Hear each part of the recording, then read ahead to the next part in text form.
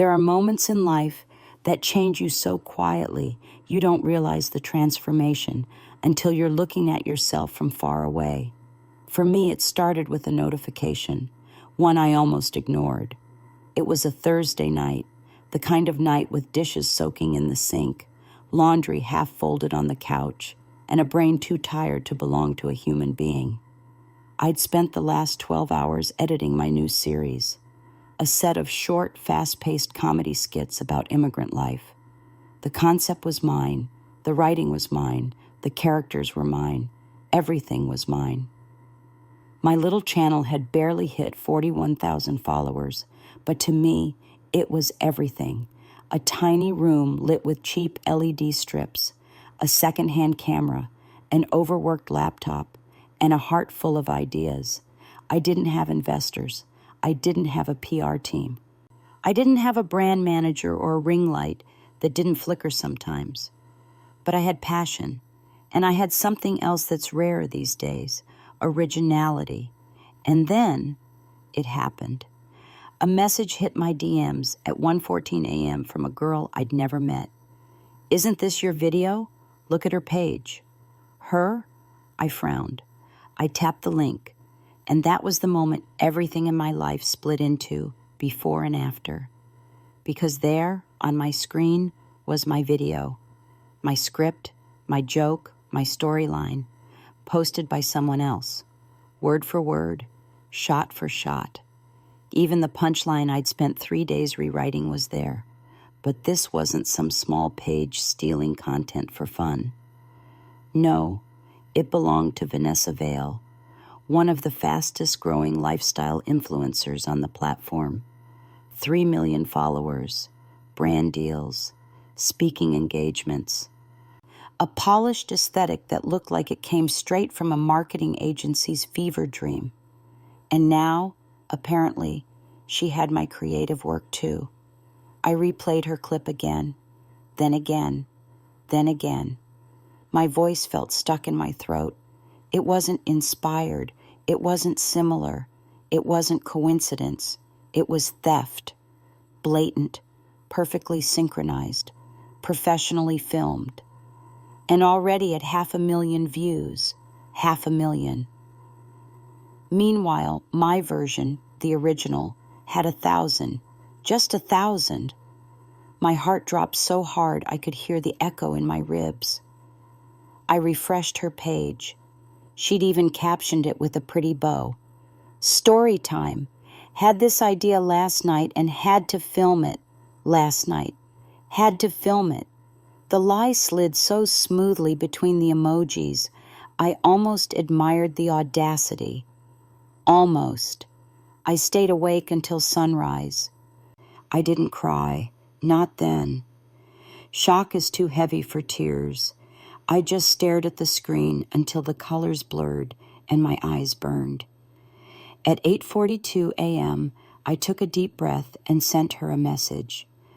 "Hi, this is my original concept and video. Could you please tag me or take it down?" The message delivered. I waited and waited and waited. 2 hours later, I saw the 3 dots bubble up. My stomach tightened. Then her reply came through. LOL. "You're joking, right? This idea is like everywhere? Calm down, sweetie. Calm down, sweetie." My blood went cold. I typed again, this time attaching side-by-side screenshots. "This is my script," I wrote. "Look at the timestamps. Look at the dialogue. You copied it. Scene." No reply. 10 minutes passed. 20. 30. Then a notification popped up that made my pulse spike.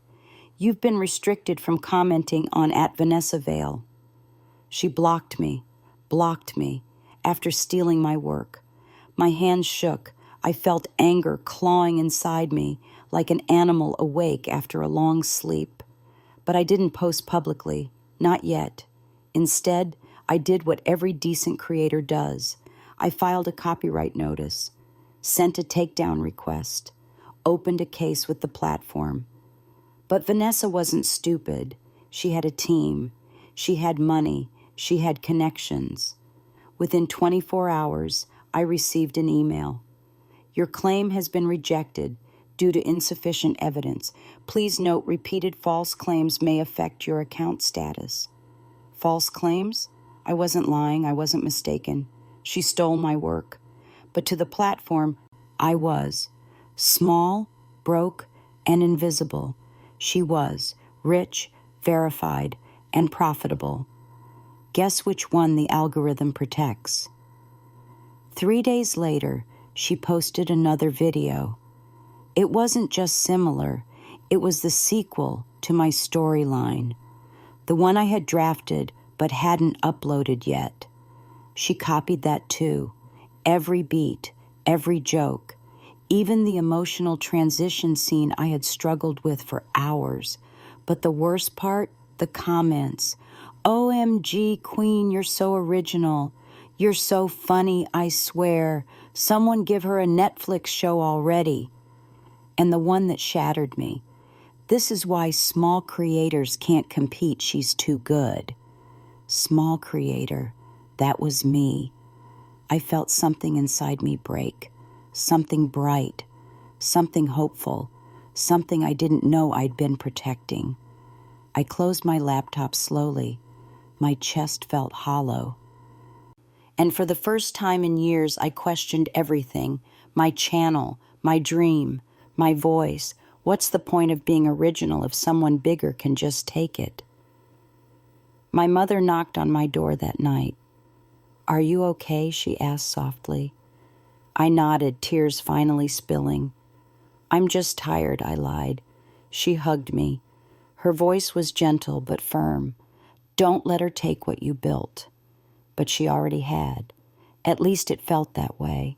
The next week was hell. Vanessa posted 4 more videos built directly from my drafts. Drafts I had saved in a private Google Drive folder. At first I thought it was coincidence. Then it hit me.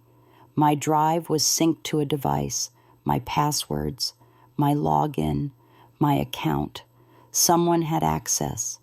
And there was only one person I'd ever shared a draft with before, Lily, my former best friend, a girl I'd known since school, a girl who helped me film early content, a girl who'd vanished from my life 6 months ago after an argument about Vanessa, because Lily adored her, defended her, worshipped her, tagged her in everything, copied her aesthetic. And when I criticized Vanessa once, something minor, Lily told me, "You're jealous. She's the blueprint." That was the last real conversation we ever had. And now the blueprint was stealing from me, using my ideas, my drafts, my private notes. Someone gave her access, someone who hated losing me, someone who adored her, someone who had inserted herself into my drive before I removed her. Lily. I stood up so fast my chair scraped the floor. The betrayal tasted sour in my mouth. Not only was Vanessa a thief, but I had been betrayed by the only friend I'd trusted with my ideas. This wasn't just theft. This was sabotage. And I wasn't just angry. I was done. Done being polite. Done being small. Done being sweetie. Vanessa wanted content. I would give her content. Content that would ruin her image, expose her lies, expose her theft, expose the way she manipulated smaller creators, expose the system she thought she controlled. Not with yelling, not with posts, with proof. Receipts don't lie. And I had something she didn't know I had, a background in cybersecurity, not formal, not professional, but enough to track unauthorized logins, enough to trace device fingerprints, enough to capture metadata, enough to prove exactly who accessed my drafts, enough to expose the entire pipeline of theft, from Lily to Vanessa to her team. And just like that, the sadness evaporated. Something sharper grew in its place, not rage, not grief, something colder, revenge, but revenge that required patience, planning, precision. Vanessa didn't steal content from the wrong creator. She stole from the wrong woman. The kind who documents everything. The kind who doesn't break quietly. The kind who learns your pattern before she strikes. And when she strikes, it's final. By the end of that week, I had collected IP logs showing unauthorized access, timestamp overlaps, proving Lily entered my drive, cached previews of stolen drafts, screenshots of Vanessa's videos matching my originals, metadata showing my ideas existed months before hers, a deleted WhatsApp conversation where Lily admitted watching my drafts for inspo, old DMs where Vanessa bragged about small creators being blind rabbits, easy to outrun. She wasn't outrunning anything. Not anymore. Because I had one more thing they didn't know about. A private script, one last story, a dangerous, chaotic, impossible to plagiarize content piece, one I pretended was my next big project. I uploaded it to the drive, waited, watched, and within 48 hours, Vanessa posted her version. Perfect. She walked directly into the trap, and the trap was about to snap. I called it Project Hydra, not because it was evil, but because it had too many heads to ignore. If Vanessa stole this one, there would be no ideas are everywhere defense, no coincidence, no lazy denial. It was too specific, too strange, too detailed. I sat at my desk and wrote the wildest thing I'd ever come up with. A 4-part series about a fictional app that secretly records users' private thoughts and leaks them into the world. Not as raw audio, but as personalized ads that expose their deepest secrets. It was satire, dark and weird. It blended tech, privacy, relationships, and humor. It had very specific scenes. A guy seeing an ad for a ring 2 hours after secretly Googling, "I don't love my fiancé." A mom confronted with a targeted ad about resenting your child right after a bad day. A girl whose private fantasy about quitting her job appears in a work Slack ad. Nobody else had done it. I checked, and then I added something even more important. I named the fake app something ridiculous and unique, Mind Mine. I wrote it in every draft, in the fake UI, in the scripts, in the dialogue. No one could accidentally copy that. If it showed up in her content, it meant one thing: she'd stolen it from my drive. I uploaded the drafts, storyboard, and mock concept pitch to my Google Drive. I labeled the folder Next Big Series and left it there. Then I waited. On day 2, I got the first email from Google. New sign-in from Chrome on Windows. Was this you? I wasn't using Windows. My heart sped up. I opened my account security page. There it was, a login from an IP in my city. Operating system, Windows 10, browser, Chrome. Same fingerprint as past unauthorized logins I'd already documented. I clicked Secure Account and kicked the session out. Then I did something I hadn't done before. I exported the login data, screenshotted everything, timestamp, location approximation, device fingerprint. This wasn't just suspicion anymore. It was proof. And then I waited again. 3 days later, one of my regular viewers, a girl named Jess, sent me a DM. "Did you see Vanessa's new series? She just announced something called Mind Mine. It's giving your style." My hands went numb. I opened her page. There it was, in her pinned stories. So excited for my new concept, a 4-part skit about a creepy app called Mind Mine. My stomach flipped. She was even using the same fake name. I clicked the teaser video. The hook was almost word for word from my draft. Imagine an app that doesn't just listen to what you say, it listens to what you think. My line, my cadence, my concept, her face, her lighting, her budget. She captioned it. Been cooking this idea for months. Can't wait to share it with you guys. Mind series, months. I almost laughed. It wasn't funny, but it was perfect. Because this time, she hadn't just stolen another immigrant skit or relationship joke. She'd walked straight into my design trap, one that didn't just prove theft, one that showed how she stole, and now it was my turn. This wasn't about one video anymore. It was about a pattern. It was about showing the world exactly who she was and making sure there was nowhere for her to run. I spent the next 48 hours pulling together everything I had, every stolen idea, every message, every IP log, every file name, every timestamp. I built a chronological story. The first contact from Lily, the early days when we worked together on my channel.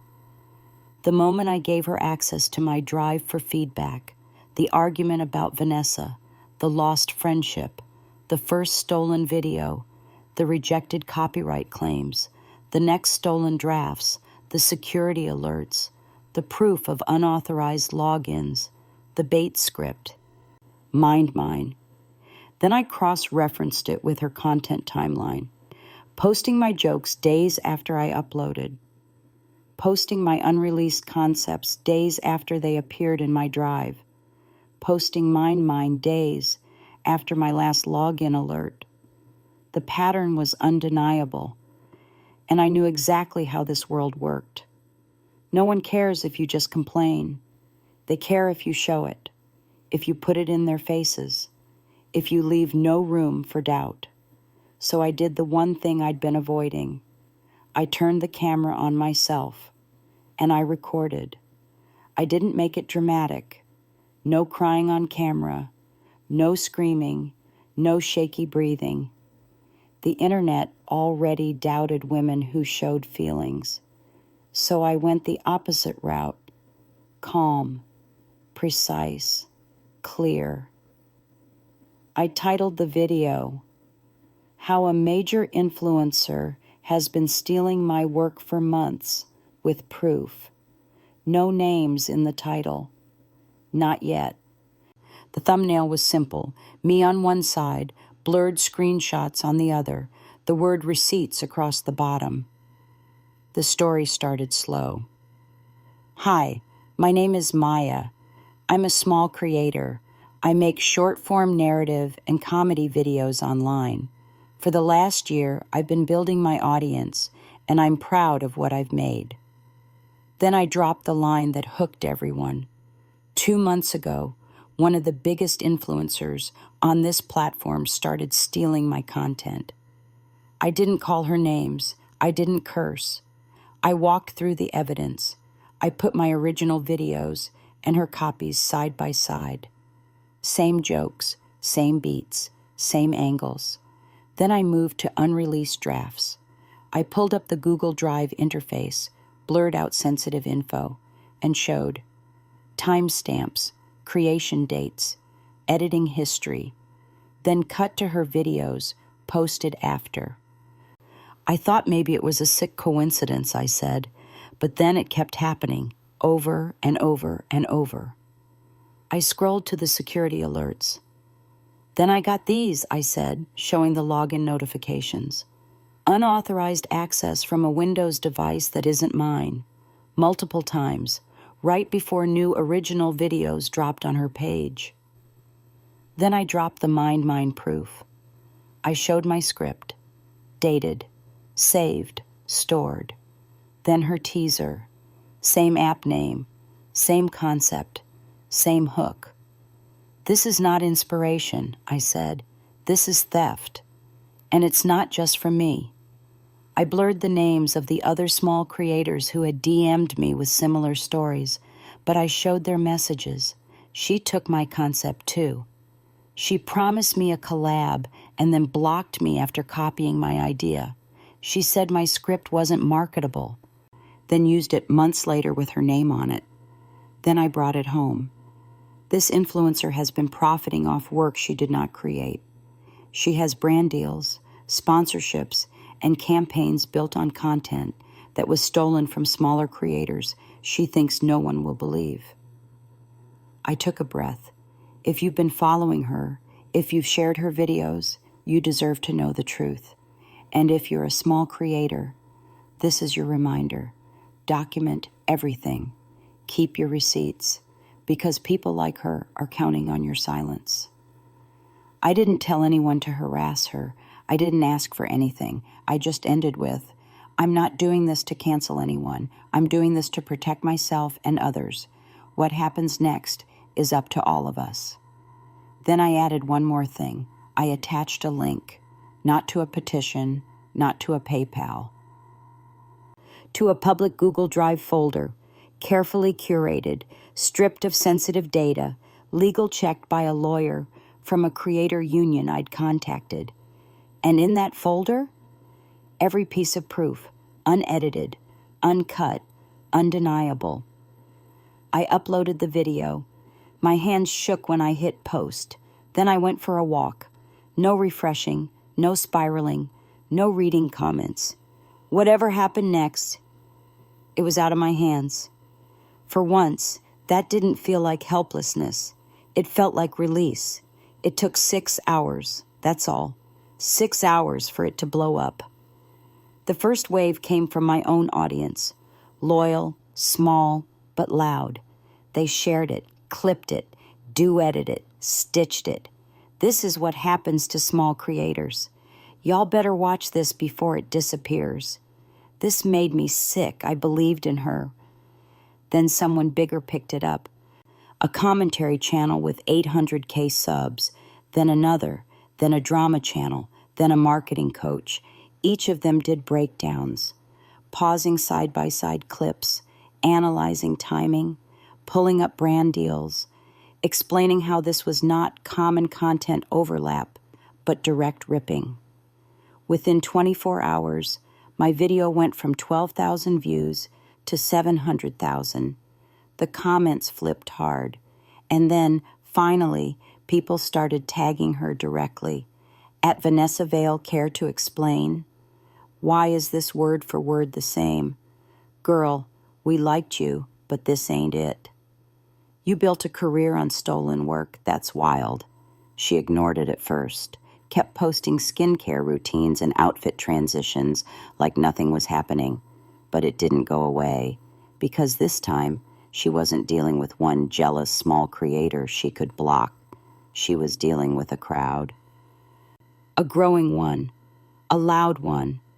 And brands started to notice. The first crack showed up on her story. It was 30 seconds long, white background, text only. People are spreading lies and misinformation about me. Please remember, not everything online is true. I work so hard on my content. This is honestly really hurtful. No mention of me, no mention of the evidence, just vague victimhood.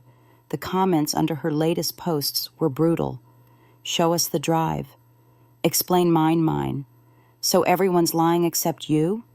You said you had this idea for months, but the script is dated months earlier on her side. She deleted comments, turned them off, turned them back on. It didn't help, because my video kept growing. 1 million views, then 1.3, then 2.1. She finally snapped 3 days later. I woke up to tags. OMG, she responded. She's threatening legal action? She fumbled so bad. I opened her new video. She's sitting on her perfect couch in her perfect living room, eyes red, breathing uneven. There's a box of tissues beside her in frame. I didn't want to do this, she begins, voice trembling, but I can't stay silent anymore. I watched, expression blank. She called me a liar. She said I was obsessed. She said I had harassed her privately for months. She claimed my receipts were edited.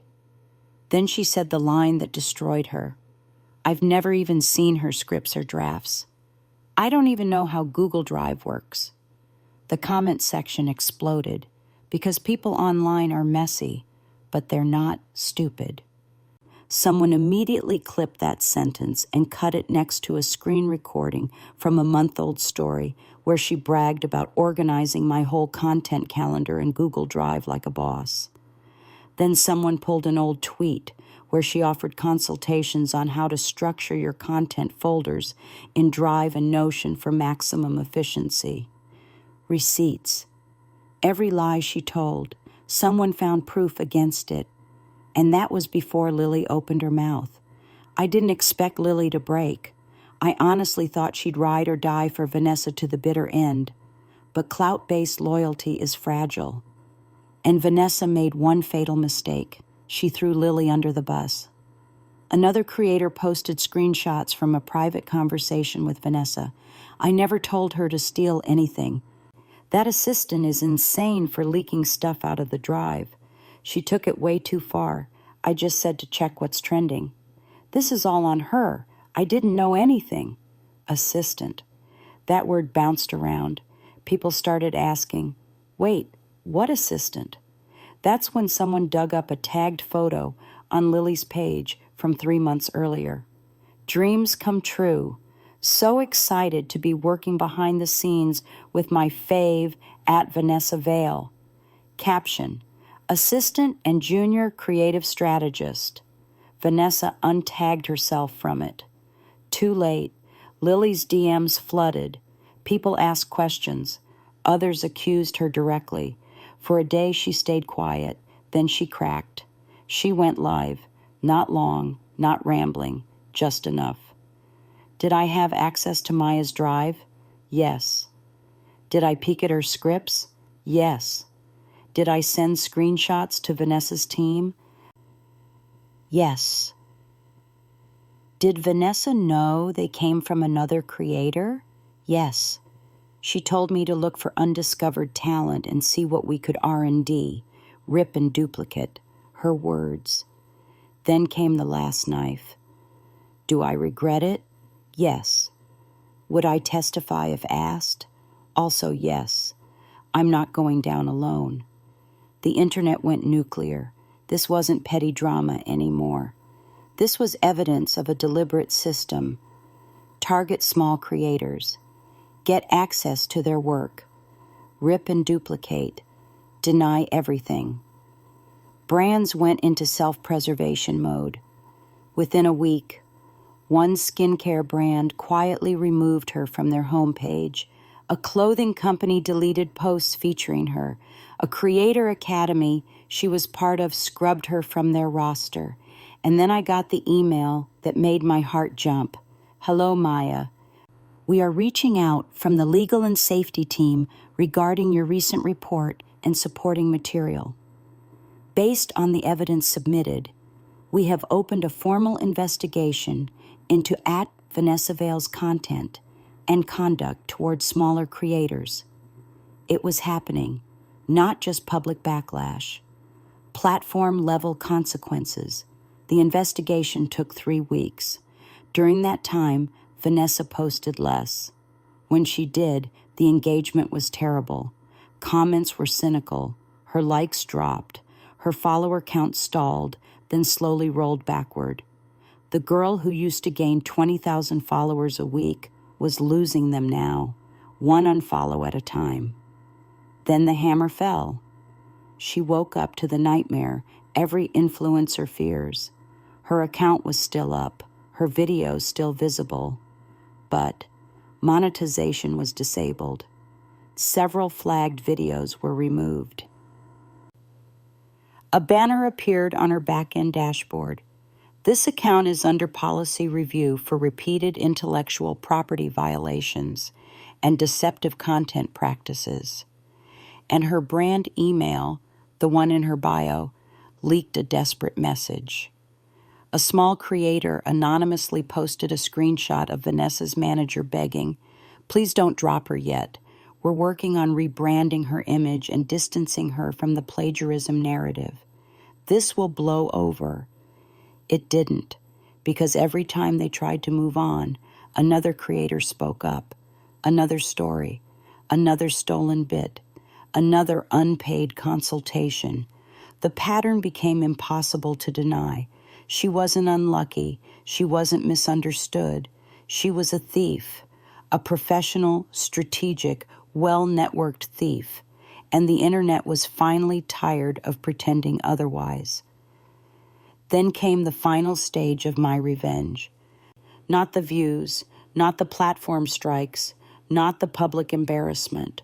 Those were satisfying, sure, but I wanted something deeper, permanent, something she couldn't PR her way out of. So with my lawyer's help, I did the one thing influencers count on you not doing. I filed a real legal claim, not just DMCA notices, not just platform complaints. A formal, documented, boring, terrifying packet of papers alleging copyright infringement, unfair competition, misappropriation of creative work, damages to reputation and income.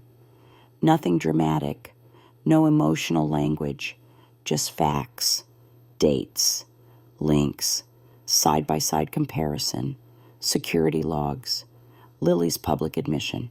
And we didn't just file it into the void. We sent a copy to every major brand still associated with her, from the cheap fast fashion ones all the way up to the fancy beauty line she was desperately courting. "Hi, I am a small creator whose work has been repeatedly used without consent by one of your sponsored influencers. I understand you may not have known this. Attached is verifiable evidence along with an ongoing case number." We didn't ask them to cancel her. We just gave them a choice. Be associated with this, or quietly back away. Most people in her world chose the second. The last time I saw Vanessa, it wasn't on a glossy ad, or a sponsored post, or a picture-perfect vlog. It was in a low-res screen recording from a live stream she started at 3 a.m. No makeup, hair messy, eyes puffy. She was trying to plead her case. "No one understands how hard I've worked," she said. "Everyone takes inspiration. Everyone recycles. That's the internet. Why am I the only one being punished?" Someone in the chat responded, "Because you got caught." Another wrote, "Because you built your entire brand on other people's work." She started blocking viewers live, got overwhelmed, ended the stream after 12 minutes without saving it. But on the internet, nothing really disappears. People clipped it, mirrored it, shared it, not as a gotcha, but as a cautionary tale. When you build a career on stolen ground, you shouldn't be surprised when the earth gives out. And me? I didn't wake up rich. I didn't get a giant settlement check in the mail. I didn't suddenly hit 1 million followers. This isn't a fairy tale. But things changed. Slowly, the legal pressure worked. Her team quietly reached out. "Our client is willing to settle this matter out of court for an agreed amount and public acknowledgement of your original work." My lawyer negotiated terms. In the end, we reached an agreement. A payment that covered my lost revenue, legal costs, and then some. A written admission, buried in legal language, that she used my concepts without permission. A non-disparagement clause that applied to her, not me. And full, written, notarized recognition of my authorship for the disputed works. It wasn't flashy, but it was real. And on top of that, my channel grew. People who discovered me through the drama stayed for the stories. They commented, they shared. They said things like, "You're actually funnier than her anyway." "I came here because of the scandal," "Stayed because you're talented." We ride for original creators only. For the first time, I felt something I hadn't felt since before all of this. Pride, not just in my work, in myself, in the girl who refused to go quietly, who didn't let someone bigger rewrite her story, who didn't settle for bitterness, who weaponized the truth instead. Months passed. Vanessa still has followers. Not 3 million anymore, but enough. She still posts. But the shine is gone. Her name is now permanently tied to plagiarism. People side-eye every new concept. Brands avoid her for anything that requires creativity.